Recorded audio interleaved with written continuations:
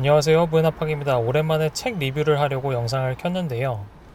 이번 책은 원앤원 출판사라는 곳에서 도서 지원을 받게 돼서 책을 읽어보고 싶으신 분들은 영상 뒤편에 구독자 이벤트도 참여하셔서 책을 받을 수 있는 기회도 얻으셨으면 좋겠습니다. 영상을 시청하시기 전 구독과 좋아요 부탁드립니다.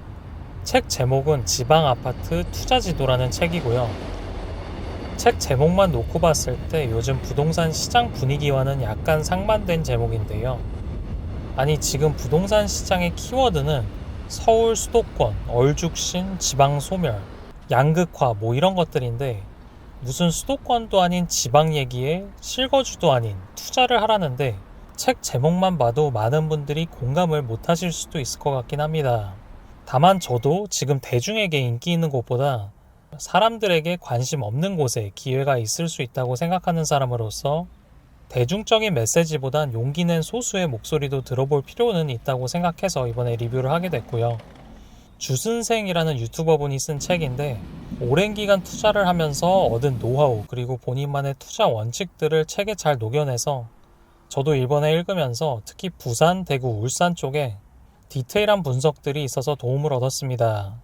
이 책은 말 그대로 투자 유망한 지방 아파트를 소개하는 책인데 제가 정리한 이 책의 결론은 앞으로 돈의 흐름은 이미 많이 오른 서울과 수도권에서 절대적으로 저렴하고 또 상대적으로도 저렴한 지방 도시들로 돈이 몰릴 예정이니까 입주 물량에 민감하게 반응하는 대도시들 그리고 사람들이 선호하는 지역들은 잘 모니터링하고 앞으로 선호할 지역 안에서 내가 가진 자본금을 잘 계산해보고 수익률을 극대화시킬 수 있는 자산에 투자해놓고 2년을 기다리자입니다.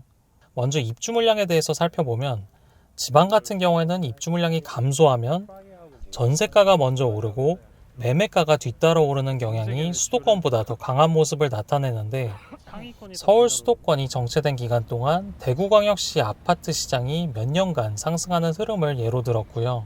그만큼 지방시장은 서울 수도권 흐름에 영향을 받기보단 수급이 기준이 되어 움직이기 때문에 지방 도시를 볼 땐 입주 물량을 중요한 데이터로 생각해야 한다고 합니다. 또 지방은 인구 감소 문제로 부동산 가격이 하락할 수밖에 없다는 얘기에는 인구가 감소하는 건 맞지만 그에 반해 세대 수는 아직도 계속 늘고 있기 때문에 이렇게 새로 생겨나는 세대들에 의해서 집은 필요하다고 말하고 있습니다.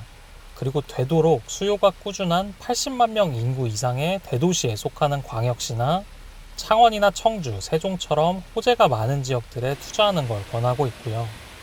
제가 추가로 말씀드리고 싶은 건 입주 물량뿐만 아니라 좀 더 다각도로 시장을 이해하기 위해서 지금 안 팔린 아파트, 즉 미분양 물량도 같이 보시면 좋을 것 같습니다. 책 중간으로 넘어가면 광역시별 특징과 앞으로 눈여겨봐야 할 지역들 몇 군데를 언급하는데 대체로 각 지역마다 최고 입지라고 불리는 곳들, 예를 들면 부산의 해운대 그리고 대구의 수성구 이런 곳들 위주로는 모니터링을 하고 또 호재가 있거나 위치는 좋은데 이제 상품성 면에서 좀 아쉬웠던 곳들은 정비 사업으로 인해서 뉴타운식으로 바뀌거나 노후계획도시특별법으로 구축에서 신축 아파트로 바뀔 수 있는 지역들처럼 앞으로 선호할 지역들은 돈이 몰릴 수 있기 때문에 이런 곳을 관심 있게 보면 좋을 것 같다고 합니다.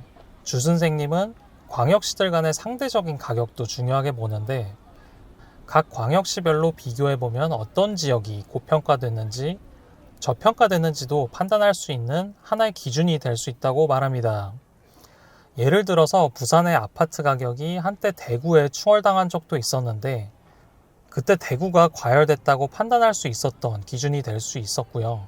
그래서 대구는 그 이후에 조정을 받아서 다시 부산 아파트보다 낮은 가격으로 하락해서 광역시들 간의 상관관계도 시장을 예측하는 데 도움이 됐다고 합니다. 그리고 내가 굴릴 수 있는 자본금 같은 경우에는 너무 소액으로 하면 리스크가 더 커지는 하급지로 눈을 돌려야 하기 때문에 되도록 최소 5천만 원 정도 금액을 갖고 움직이면 좋겠다고 조언을 했고 또 시세 차익의 금액보다는 내가 넣은 돈 대비해서 얼마만큼의 수익을 얻는지 그 부분에 조금 더 집중을 하고 있는데 이건 어떻게 보면 사람마다 의견이 좀 다를 수 있는 부분이고요. 예전에 다주택자에 대한 규제가 별로 없었던 시기에는 3억 아파트 3채가 9억 아파트 한 채보다 수익률 측면에서 더 유리할 수 있었지만 지금은 전체적으로 정부 정책이나 방향성에 있어서도 점점 똘똘한 한 채 방향으로 계속 유도하고 있기 때문에 저도 장기적인 관점에서 봤을 땐 좋은 물건 한 채를 목표로 갈아타자라는 주의지만, 어쨌든 거기까지 가는 데 있어서 목돈을 마련하기 위한 투자 관점에서 봤을 땐 어느 정도 공감을 합니다. 이 책을 어떤 분들이 보면 좋을지에 대한 생각도 해봤는데, 내 집 마련이 되신 분들 중에 추가로 부동산 투자에 관심 있으신 분들이 보면 좋겠고요. 아까 말씀드렸듯이 지금은 취득세로 인해서 명의가 굉장히 중요해진 시기가 됐기 때문에 되도록 서울이나 수도권 쪽, 만약에 지방에 일자리가 있으신 분들이라면 생애 최초 주택구입 대출을 받아서 내가 가진 돈 안에서 가장 좋은 입지로 내 집 마련을 하는 게 가장 우선이 될 것 같고요. 내가 거주하는 곳 이외에 추가로 부동산 투자에 관심 있다, 이런 분들이 보셨으면 좋겠습니다.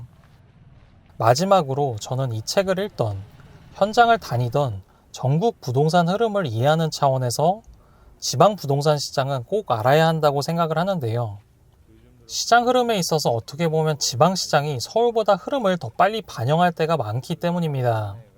예를 들어 이제 신생아 대출 같은 경우에도 서울이나 수도권 쪽에서는 아무래도 가격 자체가 좀 높다 보니까 움직임이 덜했던 반면에 지방에서는 그 대출을 받아서 움직이는 수요가 좀 더 빨리 움직이기도 했고, 그래서 정책적인 부분에서 완화 정책이나 규제 정책이 나왔을 땐 뭐 다 그런 건 아니지만 상대적으로 서울이나 이런 쪽보다 지방에서의 움직임이 더 빨리 반영된 경우도 많고, 그리고 지금 전월세가 굉장히 문제긴 한데, 이게 지금 서울 수도권만의 문제가 아니라 이미 지방시장에서는 특히 입주 물량이 적었던 곳들에서는 훨씬 더 빨리 전월세 부족 현상이 나타났었는데요. 그래서 부동산 시장의 움직임을 이해하고자 지방 아파트 시장도 같이 보시면 좋겠다는 생각이 듭니다. 그리고 저도 그동안 서울이나 수도권 아파트 가격의 적정성을 지방의 부동산 가격을 보고 판단하는 데 도움을 많이 얻어서, 그런 차원에서 서울에 관심 있으신 분들이라도 지방 부동산의 가격 그리고 지방 부동산의 분위기도 같이 참고하시면 좋을 것 같습니다. 이번에 소개한 주 선생님 책은 총 6권 지원받았는데, 구독자분들 중에 부동산에 관심 갖게 된 계기가 어떤 게 있었는지 댓글로 남겨주시면 제가 6분 선정해서 책을 보내드리도록 하겠습니다. 이벤트에 당첨되시지 않더라도 아래 링크를 통해 구매하시거나 책 제목을 메모해 놓으셨다가 가까운 서점에 가실 때 한번 읽어보시면 좋겠습니다. 오늘은 여기까지 하겠습니다. 감사합니다.